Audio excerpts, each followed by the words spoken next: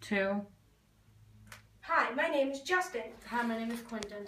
Today we are studying ancient Greek gods. But before we start, let's first take a look at ancient Greece. Ancient Greece was a civilization belonging to a period of Greek history. It lasted from 8th century BC to 4th century BC. The first stage on this ancient Greek timeline is the Greek Dark Ages. At this time, the ancient Greeks were still colonizing, and most ancient Greek pottery from this time had proto-geometric and geometric shapes. Next on our Greek timeline is the Archaic period. At this time, the Greek alphabet was created, and most literary geniuses came from this time. Now to you, Quintin.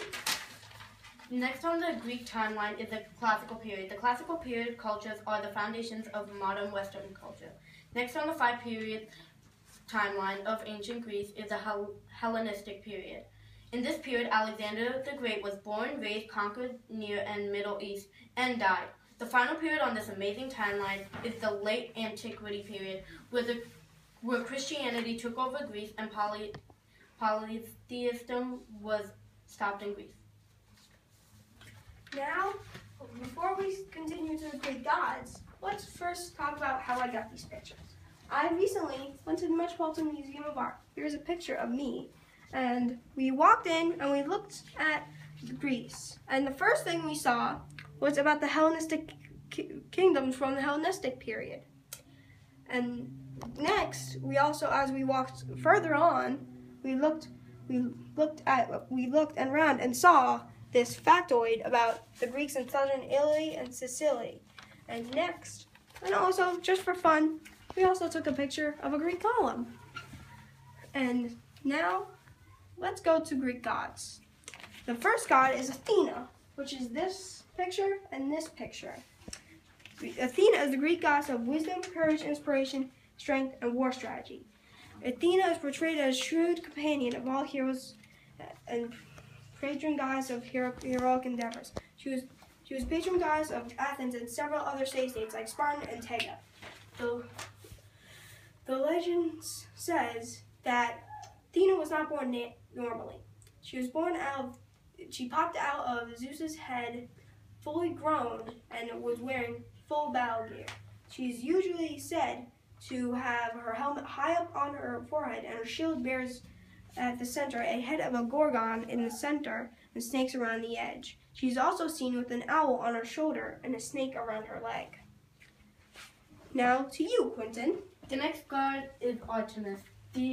That picture is the one of Artemis.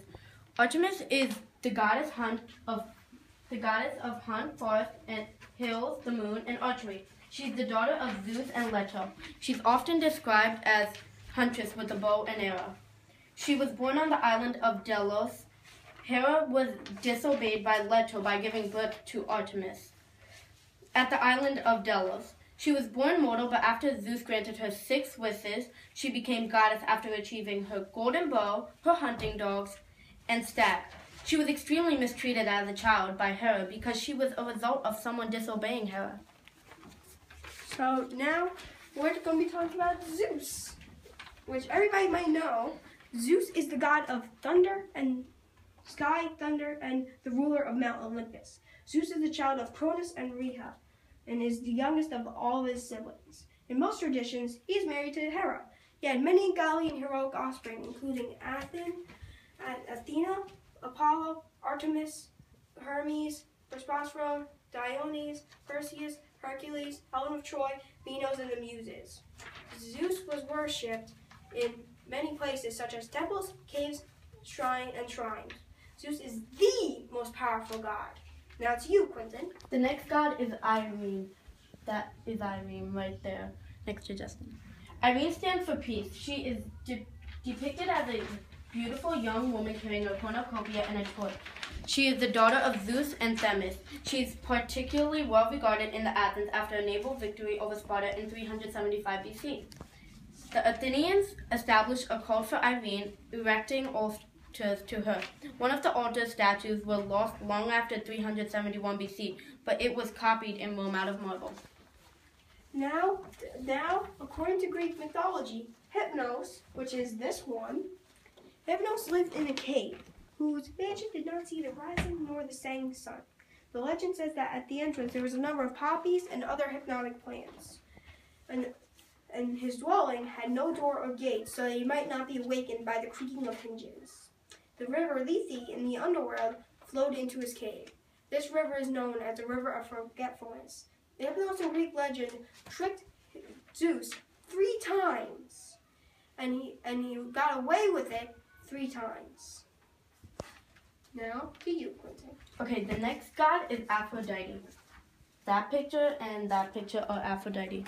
Aphrodite is a Greek goddess of love, beauty, and pleasure. Aphrodite was said to be born in many places, such as the island of Cyprus and the island of Cytherea.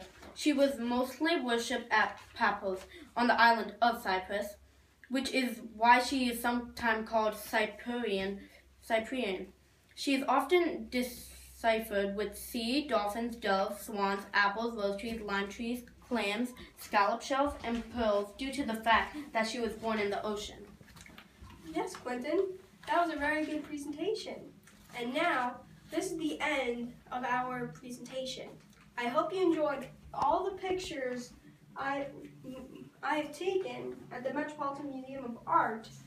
And by the way, we are wearing olive leaf crowns and a toga.